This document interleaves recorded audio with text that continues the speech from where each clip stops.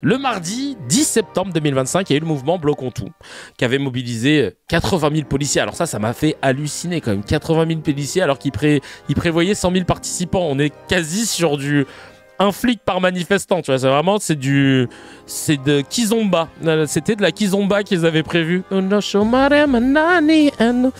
ça d'ailleurs c'est du temps, de la bachata. Donc je viens de 1 versus 1 dans la rue, dans le jeu. Sachez que d'ailleurs au Népal, au même moment, ça a brûlé le parlement du pays et la maison du Premier ministre. Parce qu'en fait, en gros, là-bas au Népal, il y a la Gen Z qui a mis le feu au pays. Tout est parti d'un délire où le gouvernement a interdit les réseaux sociaux, Facebook, X, YouTube et une trentaine de plateformes, soi-disant parce qu'elles ne respectaient pas une loi locale. Et résultat, les jeunes sont descendus dans la rue. Mais derrière, il y a eu une répression où ça a tiré carrément à balles réelles et il y a eu au moins 19 morts. Et là, en fait, ils sont partis en couille. Mais en fait, c'est mérité. Le Parlement a été attaqué, les maisons des ministres aussi. Le gouvernement a dû reculer sur l'interdiction des réseaux. Ils ont foutu plusieurs ministres dehors. Et même le Premier ministre qui a été obligé de démissionner. Je trouve ça génial.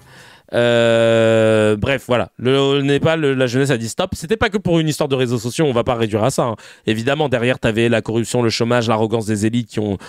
C'est ça qui a aussi, c'est tout ça qui a généré cette crispation. Et là, c'était la goutte d'eau. Et puis surtout la goutte d'eau, c'est que tu te fais tuer, hein, tout simplement. Et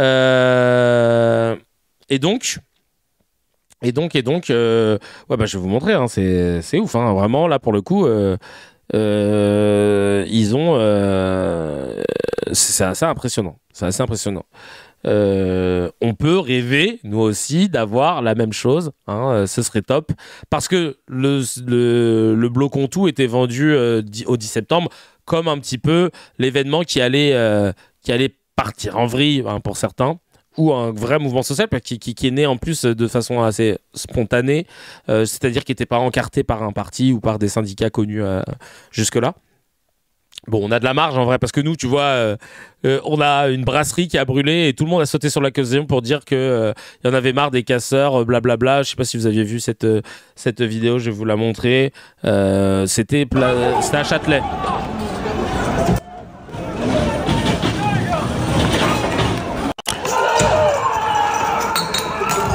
Et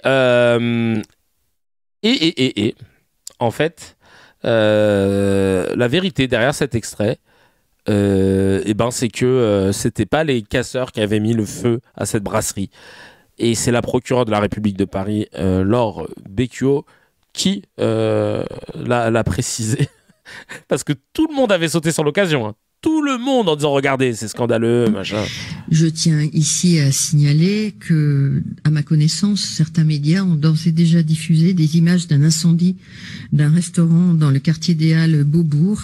Nous avons, de ce fait, d'initiative ouvert une enquête pour dégradation par incendie afin de vérifier dans quelles circonstances le feu a pris. Cette enquête est confiée à la Sûreté territoriale.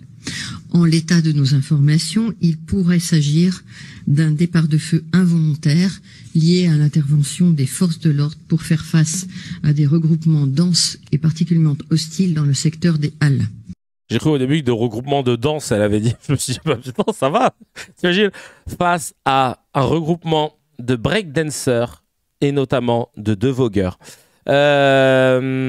Julien Audoul, le voleur menteur, a été invité à la télé pour dire qu'il veut débloquer le pays. Évidemment, hein, le RN, je le rappelle, hein, pour celles et ceux qui auraient un doute, n'est jamais du côté du peuple. Il faut, comme ça a été dit, il faut débloquer le pays. Le débloquer d'un point de vue politique déjà pour que les Français puissent s'exprimer dans les urnes. Et aujourd'hui, force est de constater qu'ils ont le sentiment de voter, mais qu'on leur enlève le changement auquel ils aspirent. Voilà.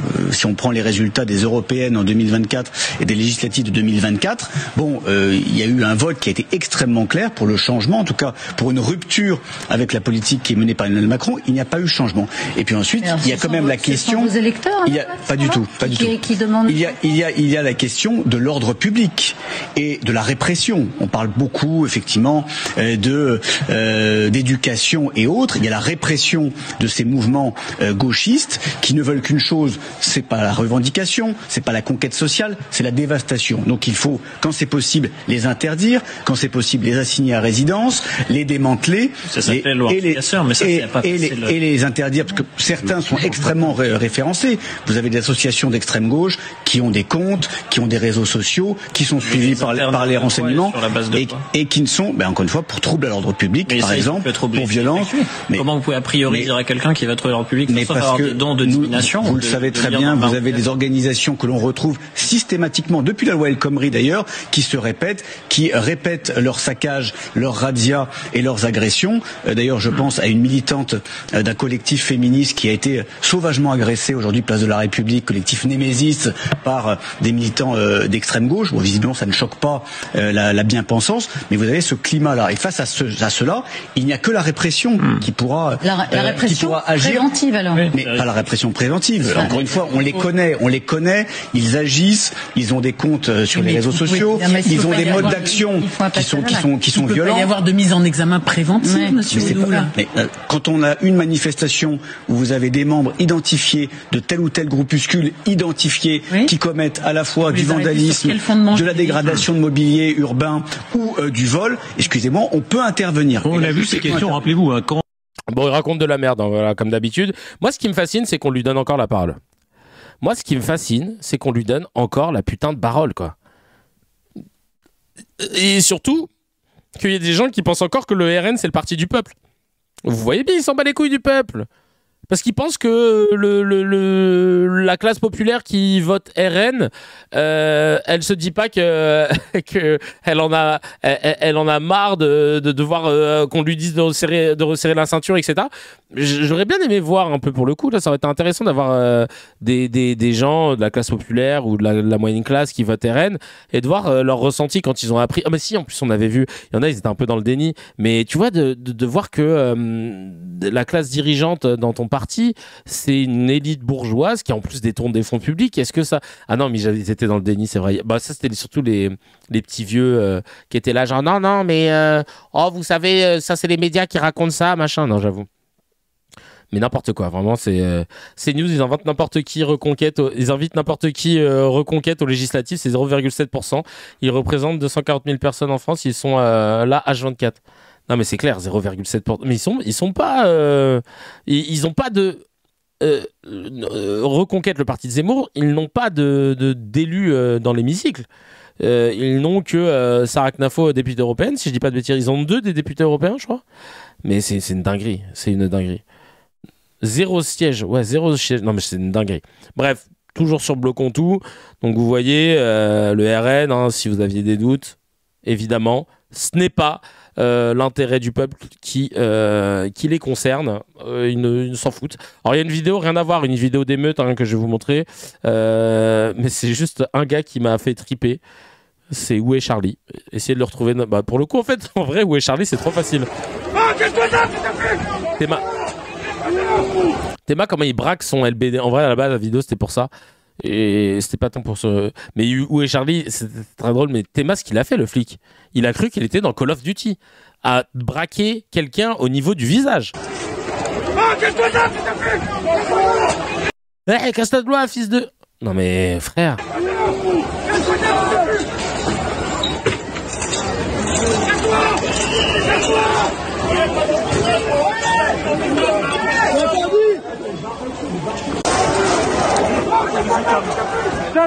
Eh ouais, Charlie, il est chaud, hein. Il bouge up, hein.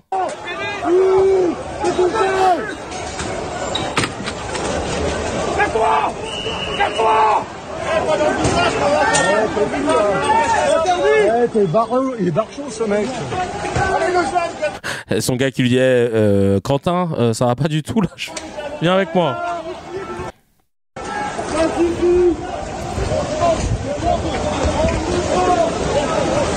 Non mais c'est ouf.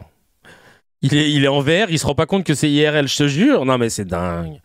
C'est dingue. C'est trop facile de montrer les jeunes devant le lycée, Hélène Boucher, je crois, en train de jeter des poubelles sur les flics, etc. Comme je l'ai vu faire, et vous allez le voir dans un extrait avec Léo Man, mais de pas montrer la suite, de pas montrer aussi comment les policiers peuvent avoir des réactions ultra violentes et non justifiées. Enfin, vraiment, bref, fallait pas boire avant la manif. Non mais c'est flippant. Et j'ai demandé, tu sais, parce que je vous avais dit, moi, mon beau-frère, il est dans la municipale. Et je lui ai dit, comment tu peux expliquer qu'il y en ait qui, quand ils ont des ordres, ils les appliquent, alors même qu'ils ont, tu vois, et qui vont se retrouver face à des gens qui sont de leur milieu social, etc. Mais d'un coup, ils vont zapper, comme en mode Severance, leur vie d'avant, etc., leur externe. Et il m'a dit, en fait, il y a beaucoup de gens qui choisissent d'intégrer la police pour ce que l'uniforme leur apporte en termes de reconnaissance sociale et de statut. Et en fait, ils campent un personnage qu'ils auraient aimé être dans la vie, et c'est plein de frustrations qu'on peut expliquer par plein de choses. Et là, d'un coup, ils ont l'impression d'avoir un personnage social établi, respecté, respectable. Et du coup, ils se permettent de faire tout et n'importe quoi. Voilà, c'était son analyse à lui. Alors attention, je vous le donne pas comme une vérité absolue, je vous le donne juste comme témoignage d'un flic qui parle des flics. Alma Dufour, dans les GG, comment ça s'est passé de son côté face à Charles Consigny? Je vous rappelle, l'avocat essayiste qui m'avait niqué quand j'étais passé...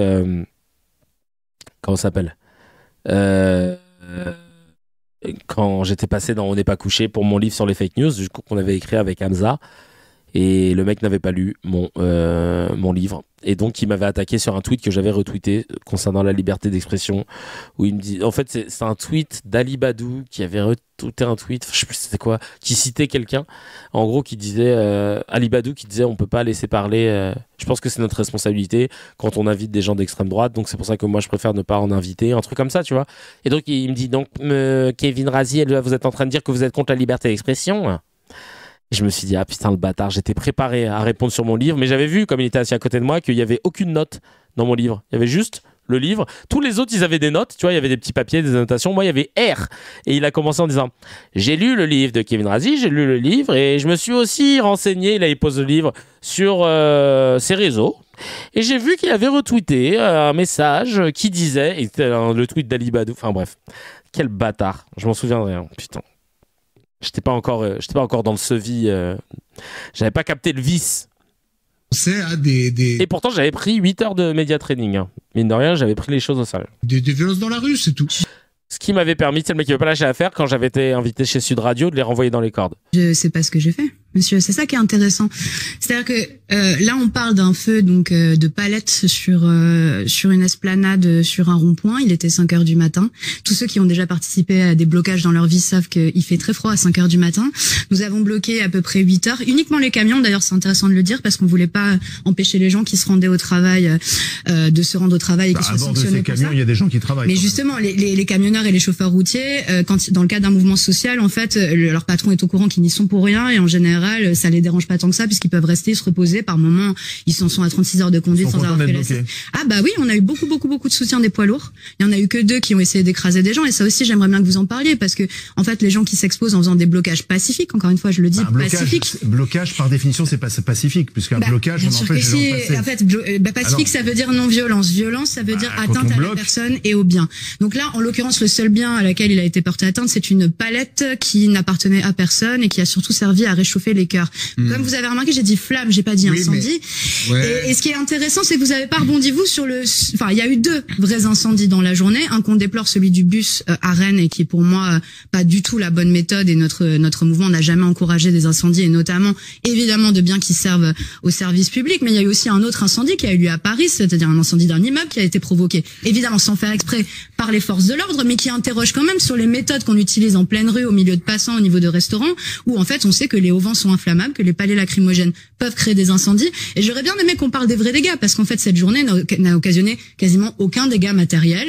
Elle a permis de ramener un sentiment de mobilisation et d'espoir chez des gens. Elle est basée, Alma. Hein. On l'adore. Jeunes et des moins jeunes. Et je suis pas du tout d'accord. J'ai eu la chance d'ailleurs de débattre avec elle. J'avais réuni Bélir Nabli, Zazem, elle et Hakim Omri dans une émission pour AJ+, qui n'est jamais sortie. Avec évidemment celui qui est dans son rôle, le chroniqueur de Valeurs Actuelles, qui disait avec des jeunes, oui, des jeunes bourgeois. Dans les grandes villes, sans doute que les jeunes se sont beaucoup mobilisés. Il y avait beaucoup de jeunes. Moi, là où j'ai bloqué, excusez-moi, j'étais avec les Gilets jaunes.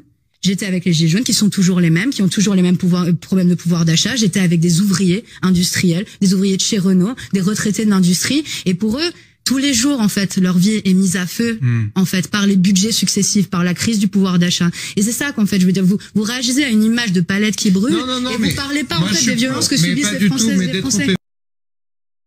Tu n'as pas le droit de nous la montrer parce que le plateau est pas mal. Ouais, mais je peux pas vous la montrer parce que surtout, on avait eu un problème de son et le son s'est niqué à l'export. Enfin, même pas.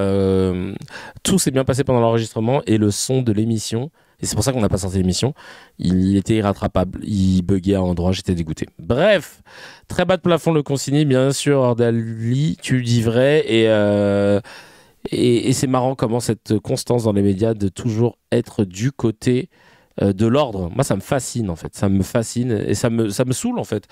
Ça me saoule, vraiment. Tu sais, les gars, ils oublient toujours. Tu sais, ils adorent te citer la Révolution française ou même mai 68. Pour certains, ils l'ont fait, tu vois. Et là, d'un coup, ah non, mais en fait, quand t'es privilégié, t'as pas envie de lâcher tes privilèges. C'est un peu ce qu'on dit souvent ici. Là, c'est Pierre Gattaz. Pierre Gattaz qui parle du mythe des gens qui travaillent pas assez, du fameux chauffeur de taxi qui lui a dit que machin. Regarde, je le mets dans le constat, résumé un peu bloquant tout parce que c'était arrivé à peu près dans la journée, le lendemain, je crois. Est-ce qu'on va continuer de dire aux Français, on arrête, on continue le modèle social très très généreux qu'on a. Vous allez avoir 24 mois d'assurance chômage. Vous allez ancien président du MEDEF, le syndicat des patrons. Partir à 62 ans à la retraite, alors que tout le monde est à 65 ou 67 ans. Et on leur dit, mais oui, mais si ça paye. Si ça paye, si ces efforts que vous allez faire, ce sont pas des sacrifices. Mais ils préfèrent avoir de l'argent chez eux à rien faire. C'est pas vrai. Ils préfèrent avoir de rien faire. Le mec, il prend... Oh là là, il nous l'a fait. Non mais il nous l'a fait. Il nous l'a fait vraiment. Genre là, il a oublié que ça filmait là. Oui, j'ai croisé un chauffeur de taxi il y a pas très longtemps qui m'a dit, Monsieur Gattaz, j'en peux plus. Oui, c'est vrai que les chauffeurs de taxi, ils reconnaissent tout de suite Pierre Gattaz. Monsieur Gattaz, j'en peux plus. C'est marrant que vous soyez là, je voulais vous parler. Je bosse 12 heures par jour et je gagne moins que mon beau-frère qui est au chômage devant la télé à regarder le foot. C'est ce que je vous ai dit. Et mais vous avez plein de gens, moi, qui m'interpellent maintenant, que je fais un tout petit peu de médias, temporairement d'ailleurs, pour ce livre. On m'interpelle dans la rue en disant, mais Monsieur Gattaz, vous avez raison, et des fonctionnaires. Faites attention aux gens qui vous interpellent dans la rue. Je vous assure, ils ne vous disent que ce que vous voulez entendre. Eh ben, merci, parce que souvent, tu utilises même cet argument. Je connais ça par cœur. J'adorerais que vous ayez raison. Oui. Je vous assure, vous n'y arriverez pas dans la société aujourd'hui à mettre les gens à bosser à 40 heures. Alors, hélas, c'est tout le... Mais est-ce que tu le fais, toi, Chacal? Hélas. Et moi, j'adorerais que vous ayez raison, je le répète. L'idée de ce livre, c'est donner un sens, une vision au pays à 10 ans. C'est de redonner, vous savez, dans nos entreprises, quand on est en crise, on redonne, on fait les économies qu'il faut faire, comme il faut le faire en France, là, dans les prochaines semaines, les prochains mois. Je dis dans ce livre, il y a 1 million de fonctionnaires de trop. Mon épouse est fonctionnaire, mes frères et sœurs sont fonctionnaires. Ils travaillent comme des fous, ils sont engagés, ils ont un tout petit salaire et ils sont malheureux comme tout parce qu'ils ont une chape d'administration. Oui, tout petit salaire, on aimerait bien savoir. Juste pour info. Sur la tête d'une administration qui est énorme. Quand vous comparez avec l'Allemagne, on a 1 million de fonctionnaires en trop. Donc, qu'est-ce qu'on dit? On dit on va préserver les enseignants, les policiers, les juges, les fonctions régaliennes. Et puis après, il faut réduire le millefeuille territorial. On est à 7 couches. Les Suisses sont à 3 couches. Vous avez 2,4 millions de fonctionnaires. Il y en a 2 fois trop. Ah ouais, il a décidé de faire la guerre aux fonctionnaires. En fait, dans les faits, il a raison, mais comme ça vient de lui, on n'est pas avec lui. Mais c'est un truc de ouf, encore une fois, de toujours vouloir tout retourner. Oui, non, mais le travail, mais c'est le travail, parce qu'en fait, on ne travaille pas assez. Non, mais c'est le travail, mais Chacal, arrête de nous casser les pieds avec le travail. Les gens, ils travaillent, ça y est. Les gens, ils travaillent assez, ils travaillent même trop. On devrait raccourcir leur temps de travail et qu'ils gagnent autant. Ça permettrait d'embaucher d'autres personnes, comme ça fait tourner un peu les gens, et surtout que les gens puissent bénéficier d'une qualité de vie. La vie, c'est pas le travail. Le travail, c'est un à côté. mais c'est pas central. Et à les écouter, ils aiment trop dire, non mais avant tout, c'est la valeur du travail qui prime. Non, c'est faux. On ne te définit pas par ton travail. Tu te définis par rapport à ce que toi tu ressens et ce que tu veux être. Tu dois pas être attaché à ton taf. T'es peintre, t'es je sais pas, t'es dans le stylisme, t'es dans plein de choses et à côté tu bosses au Carrefour Market en tant que vendeur ou vendeuse. Tu veux qu'on te définisse? Oui, non, mais t'es la vendeuse de Carrefour Market ou le vendeur? Non, bah non. Et là, on t'oblige à te définir. C'est le travail. La valeur du travail, c'est important. Et c'est tous des gens qui ne travaillent pas autant qu'ils le prônent. C'est ça qui est ouf en plus. Ça me rend ouf. Et en plus, on nous montre que le fameux ruissellement de il faut baisser les charges, parce que là, il parlait du millefeuille administratif, il faut baisser les charges pour les entreprises pour qu'ils embauchent plus. C'est faux. C'est faux. C'est faux. On est allé vérifier les chiffres. Je vais vous sortir la boîte à debunk. Vous l'adorez. Je l'ai mis dans ma boîte à debunk. Hop. Hop. Voilà. Le mythe de la baisse des charges des sociétés. En France, ça fait 30 ans qu'on baisse les cotisations pour booster l'emploi. Résultat, pas de boom. Exonération sur les bas salaires dans les années 90, ça a juste évité quelques suppressions au SMIC. Mais en gros, le CICE, le crédit d'impôt pour la compétitivité et l'emploi, c'est une niche fiscale qui a été créée sous Hollande en 2013. De 2013 à 2019, ça a coûté 20 milliards d'euros par an pour 100 000 à 200 000 emplois, soit jusqu'à 300 000 euros l'emploi. Donc aujourd'hui, l'effet est quasi nul. Au-delà du SMIC, les boîtes gardent surtout des marges. Donc tout ça pour ça, en fait. Au mieux, 200 000 emplois créés ou sauvegardés, mais sans impact sérieux sur l'investissement ni les exportations. Bah merci, en fait. Merci. Bah, donc ça marche pas. Il n'y a pas de ruissellement. Il se passe rien. La seule chose qui peut relancer l'économie, c'est que les gens puissent consommer. Voilà, donc il faut qu'ils aient plus d'argent. Ouais, super, merci beaucoup. Et je constate surtout que chez CNews, on aime faire dire n'importe quoi au chauffeur de taxi, je te jure. Le chauffeur de taxi, il a bon dos. Toujours à cette manif Bloquons tout, évidemment, il y avait Alice Cordier du collectif féministe et d'extrême droite Némésis qui sont venus avec, évidemment, en espérant que ça puisse créer la sensation, qu'il y ait des insultes, etc., pour pouvoir ensuite communiquer. On va regarder un peu ce que nous dit Alice Cordier, la boss du collectif. Eh bien, aujourd'hui, c'est une révolte. Alice Cordier qui, je le rappelle, je ne sais pas pourquoi, sur mon Twitter, quand j'ouvre Twitter, j'ai l'impression de la suivre et de la connaître par cœur, alors que je ne la follow pas. Il faut que j'enlève, en fait. Bien, aujourd'hui, c'est une révolte notamment sur le pouvoir d'achat, sur le fait que le budget aujourd'hui n'est pas à la hauteur de ce que payent et de ce que triment les Français. Du coup, nous, on a décidé aussi d'arriver avec nos revendications budgétaires, à savoir que le coût de l'immigration coûte extrêmement cher. On est à hauteur de 40 milliards d'euros. Nous avons donc fait des t-shirts avec le détail de ce que coûte l'immigration aujourd'hui en France. À ce titre, nous avons... Non, mais ça me fait rire parce que... Il montre les t-shirts de tout le monde comme s'il y avait écrit d'autres trucs, tu sais, alors qu'il y a écrit la même chose. Regardez, là, monte ton t-shirt afin de voir la même info que moi aussi j'ai. Regardez, là, non mais ça n'a aucun intérêt. On a décidé de venir à la manifestation, même si malheureusement, nous ne serons peut-être pas d'accord avec les autres manifestants. Alors, 7,4 milliards d'euros, c'est ce que coûterait la solidarité aux étrangers. C'est des chiffres d'Alice Cordier qui sont sortis d'IFIAC, l'institut qui sort tout droit de la boîte à caca. On va débunker ça. Le problème de ces 7,4 milliards. Alors, c'est quoi ? Bah déjà, c'est une fake stat qui est sortie de son contexte parce que t'as un rapport qui est en 2010 le disait noir sur blanc. On ne peut pas conclure que l'immigration coûte à la France. Mais les racistes recyclent cette phrase comme, tu sais, la punchline un peu facile pour les réseaux sociaux et sur les plateaux télé. Mais en vrai, les études sérieuses, que ce soit l'OCDE, l'INSEE, la CEPI, les économistes comme Xavier Chonjiki ou Hippolyte Dalby te disent la même chose. L'impact budgétaire global est neutre, entre moins 0,5% et plus 0,5% du PIB. Autrement dit, ça ne coûte presque rien et ça ne rapporte pas massivement non plus. les immigrés cotisent en moyenne plus qu'ils ne perçoivent, car beaucoup sont jeunes et en âge de travailler, mais je vous rappelle qu'il faut 5 années de titre de séjour pour pouvoir bénéficier, par exemple, du RSA, le fameux. Donc, en vrai, en attendant, tu dois être là, donc tu dois taffer. En fait, à long terme, même l'immigration, de toute façon, elle contribue à financer les retraites au vu du vieillissement de la population. Donc, son chiffre, il est faux. Voilà. Et même s'il était vrai, comme le dit NAFTA à juste titre, 7,4 milliards versus les 211 milliards d'euros par an de cadeaux fiscaux faits aux entreprises, la messe est dite. Voilà. Je vais finir avec 2 vidéos. Une d'un intervenant que je ne connaissais pas, qui nous a fait plaisir. Hop, sur le plateau de ce soir. Moi, je voudrais pas qu'on inverse la culpabilité et qu'on dise que c'est ce mouvement-là qui met en péril le pays. Le pays, il a été mis en péril par un gouvernement et ceux d'avant ont bien contribué à la manœuvre qui a créé une accumulation vers le haut et une dépossession vers le bas.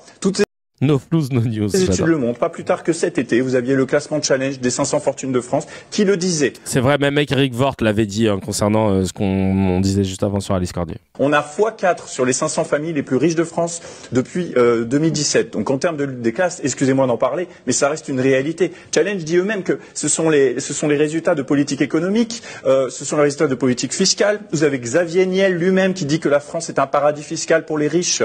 Et donc vous voyez, les gens ne sont pas bêtes. Ce ne sont pas des enfants. Donc déjà, arrêtez de parler de pédagogie. C'est très important pour moi parce que ça blesse beaucoup de gens. D'ailleurs, des gens m'ont dit, si tu vas sur cette émission, dis-leur qu'on a hâte, on en a marre d'entendre cette expression. Quelle expression, l'expression quoi ? L'expression faire de la pédagogie, expliquer aux gens. Ça fait depuis 2017 que les macronistes disent ça, tout en continuant de faire tout passer en force. Au bout d'un moment, ça devient insultant, je suis désolé.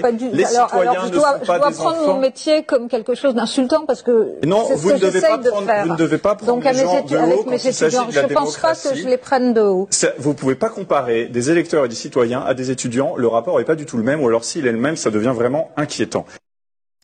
Merci à toi. Merci à toi. Nico, comment tu dis Nico Framont. Nico Framont. J'ai vu une émission, elle était insupportable, la meuf. Ouais, non, vraiment, il m'a fait plaisir. On va finir avec Antoine Léaumont. Antoine Léaumont, que j'aime beaucoup, parce qu'il ne ment pas. Et lui, il était sur le plateau de BFM à la fin de la manif. C'était même pas fini, mais c'était en fin de journée du 10. On va l'écouter. Les manifestations doivent être les plus nombreuses possibles et précisément les plus pacifiques possibles. Parce que je rappelle le bilan, tiens, il y a le bilan. 850 actions, 587 rassemblements, 253 blocages, 197 000 participants et 512 incendies sur de la voie publique et des incidents. Nicolas Framont, le seul Nicolas à pas être problématique, je te jure. Je considère les plus pacifiques possibles. Oui, les plus pacifiques possibles. Vous condamnez les actes de violence d'hier ? Mais lesquels ? Ceux de la police ? Parce que moi j'ai vu certains actes de violence de la police. Moi j'ai vu des images et vous les avez vues aussi, par exemple. Tenez, l'image que vous passez là, c'est un palais de policiers qui a fait brûler le bâtiment. En Essonne, il s'est passé exactement la même chose. À un moment donné, les policiers envoient des palais sur le bord de la route, ça a mis le feu. Est-ce que vous avez vu, Antoine Léaumont, les images qui se sont déroulées devant le lycée Hélène Boucher, où l'on voit clairement des jeunes qui vont vers les forces de l'ordre et qui vont même jusqu'à monter sur les voitures des forces de l'ordre. Je les ai pas vues, sans doute qu'elles existent. C'est quand même génial de dire ça. Non mais attendez. Non mais en fait, la police tue, la police quand même. Non mais c'est super. La réalité telle que la... Allez, c'est du 5 contre 1 là. Non, Madame de Malherbe, vous choisissez aussi vos images. Il y a eu une école maternelle où il y a eu des gaz lacrymogènes. On a montré toute la journée cette vous avez montré les images en disant précisément. Il y a un micro qui frotte là, on est d'accord. Que c'était dû à la police. C'est quand même là vous les avez. C'est pas mon sujet. Là, vous les avez exceptionnellement, c'est les policiers qui sont responsables. Là, vous les avez les images, vous les voyez. C'est la faute des policiers. Très bien. Et là, c'est la faute des policiers. Mais non, c'est pas la faute. Là, il va faire un truc de mauvaise foi, mais en fait, il va faire ce que les droitards font.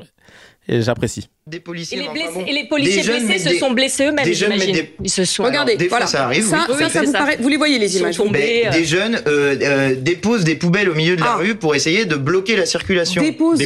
Oui, dépose. Écoutez, quand vous poussez des poubelles, ça tombe. Je vais pas aller.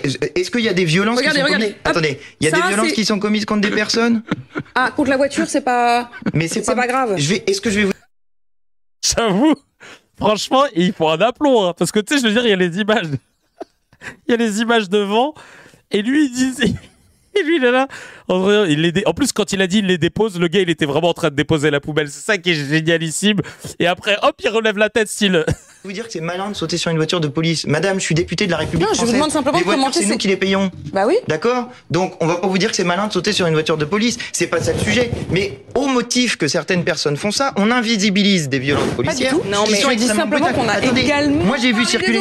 Qu'est-ce que vous pensez de ces propos? Mais vous ne pouvez pas sélectionner. Vous devez parler de tout. Rentre dedans, dépêche-toi. Rentre, je m'en bats les couilles, tu rentres.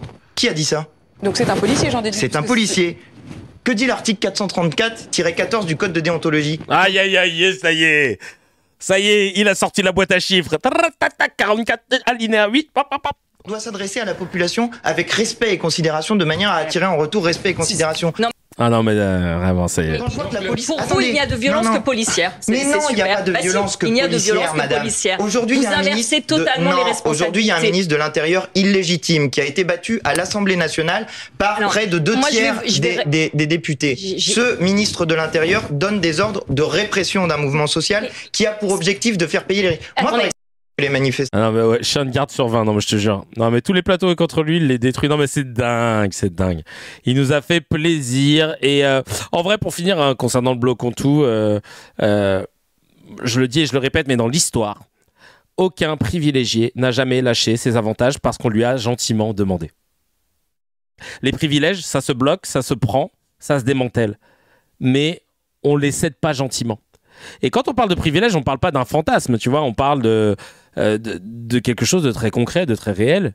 La dernière fois, je discutais avec Gaëlle, et en fait, sa maman, elle avait bossé à l'époque pour la sous-préfecture d'une ville en banlieue. Et alors, attendez, elle était genre femme de ménage pour un sous-préfet, et le gars vivait dans un manoir avec une femme pour lui faire à bouffer, un chauffeur pour l'emmener partout, tout ça payé par l'État. À quelle heure un sous-préfet a droit à ça? Je sais pas si vous imaginez la dinguerie. Si le sous-préfet, il a quelqu'un pour le ménage payé par l'État, un chauffeur payé par l'État, quelqu'un qui lui fait à manger payé par l'État, dans un manoir. Mais frère, sœur, cousine, frère, chacalette. Non. Non, mais alors ça veut dire que c'est quoi là-haut? Ça veut dire que c'est quoi là-haut? Enfin, quand tu montes dans la hiérarchie, ça veut dire que c'est quoi? Je suis désolé, hein. Moi, j'ai connu quelqu'un qui me disait qu'il avait été nommé préfet hors cadre. Il m'a dit, ah, franchement, ça, c'est quand t'es nommé par le ministre de l'Intérieur, en général, ça, c'est une faveur qu'on te fait parce que préfet hors cadre, t'as pas vraiment une juridiction particulière, c'est un statut honorifique. En gros, le mec est en train de dire, c'est une passe D de ouf parce que t'as aucune influence, mais t'es ultra bien payé. C'est génial. Et ça, mais il y en a plein. On est donc dans une société avec... Parce que t'imagines, si un petit fonctionnaire de banlieue vit déjà comme un seigneur, imaginez ce que ça donne plus haut. Donc cette caste bourgeoise, elle s'est incrustée en politique, elle a verrouillé les privilèges et s'est fabriqué une vie hors sol. Et c'est ça en fait. Et c'est cette caste-là qui demande aux autres qui travaillent et qui galèrent de resserrer encore plus la ceinture. Vas-y, non, c'est bon. Non, ça marchera plus. On veut pas. Et maintenant qu'on s'en rend compte, bah, c'est évident, tu vois, qu'on dit stop. Parce qu'encore une fois... l'histoire des privilèges, c'est toujours la même. Tant qu'on laisse faire, ça s'entretient. Et quand on bloque, ça tombe. Donc on se dit qu'il faut y aller à fond. Alors ouais, bloquons tout, quoi.